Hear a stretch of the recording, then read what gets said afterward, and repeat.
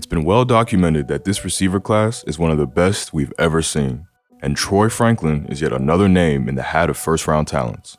Quickly growing from depth option to Oregon's #1 threat, Franklin needed just 3 seasons to set the school record for receiving touchdowns, burning DBs with regularity.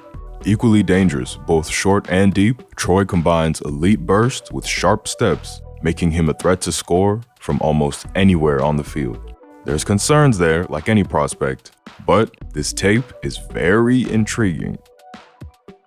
Creating consistent separation, Troy ran the full route tree with exquisite execution, able to attack defenses across the field and formation. With sharpness in his cuts and a nifty release, Franklin quickly made himself the best friend of Bo Nix. At the bottom of your screen, he's going to run a beauty of a slant and provide a wide open throw for the score. With the corner taking inside leverage, Troy sets his man up by angling his release outside, raising up onto his tiptoes as if he's about to run the end zone fade, making the corner turn his hips to the sideline. Then, all in one motion, he drops his weight low, jabs his outside foot in time with a body feint, and slices back inside. The corner is completely lost, and it's an easy 6. Again, tasked with the slant on this RPO, he's got off coverage to beat this time. Watch Troy get onto the toes of his corner early, negating the cushion, then bamboozles him with the shimmy, making him turn his hips outside.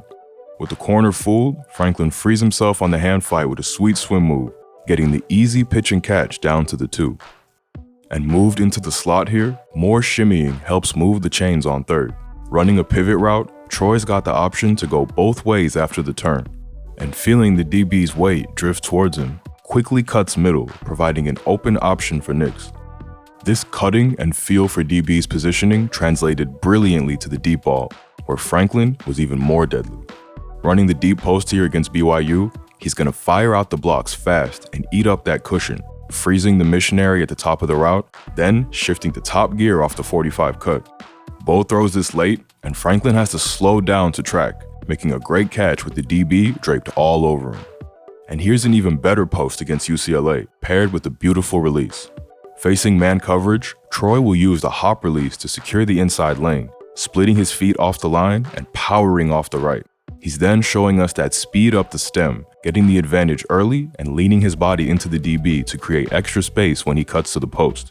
Franklin now should be in a position to just run away from his man, but Bo throws this skinny, forcing more great ball tracking. This one's out in front though, and Troy turns on the jets to track it and bring in the long 6. This straight line speed made him an absolutely deadly deep threat, and often he just needed to win the release, and he was gone. Against Texas Tech, Oregon is going to show that threat on the first drive of the game.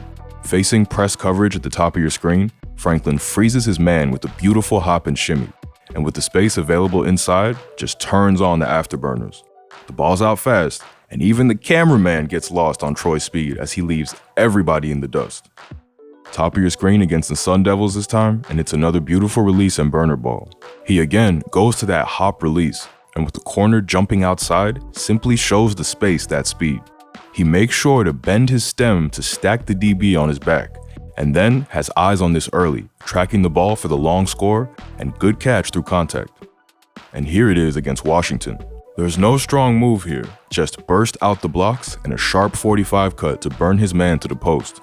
It would have been another score, but Bo leaves this 2 yards short, forcing Franklin to slow to meet it and allowing the DB back into the play. Damn it, Bo.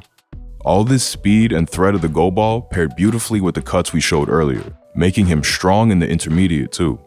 Defenses were forced into playing soft coverage against him, scared of the speed. And here, the Deion Sanders Buffaloes of Colorado gave him 9 yards on 1st and 10.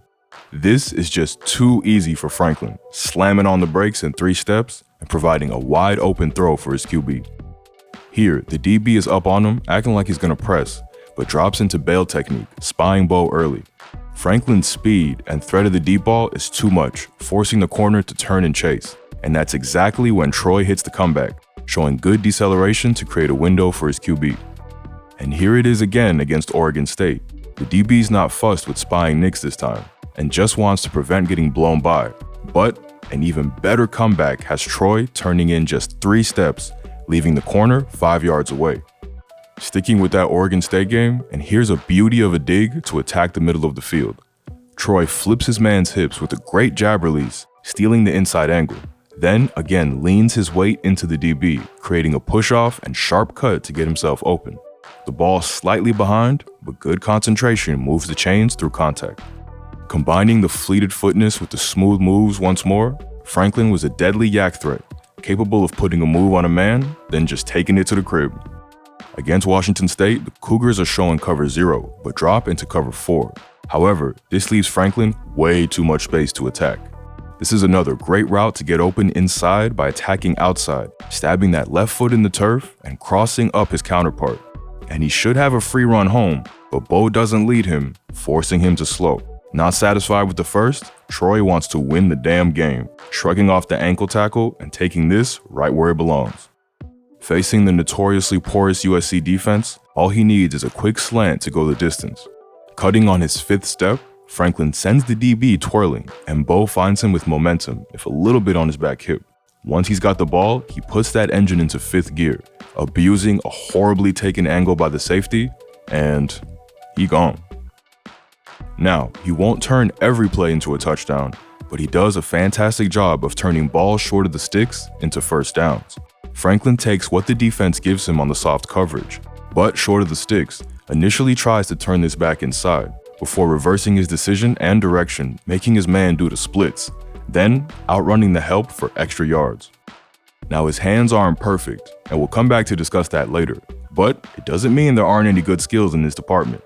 Firstly, as you'll have seen throughout, he's great at tracking the ball and putting himself in position to make a play.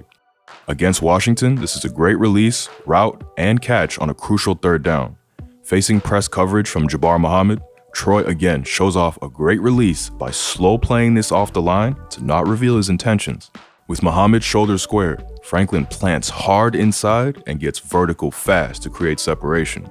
Nix puts this ball back shoulder, and Troy shows fantastic adjustment to track this and come up with the clutch catch. In the red area against the Red Mormons, Franklin's supposed to just be the decoy on this play, but shows great concentration to make a heads-up play. Tasked with picking the inside DB on this RPO, the Utes switch it, leaving Bo nowhere to throw.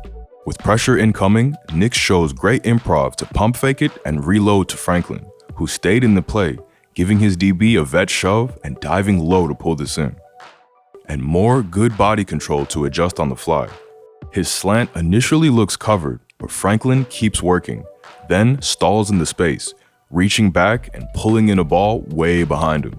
Franklin has also shown good concentration through contact in his time as a Duck, but that doesn't mean physical play doesn't work against him. More about that later.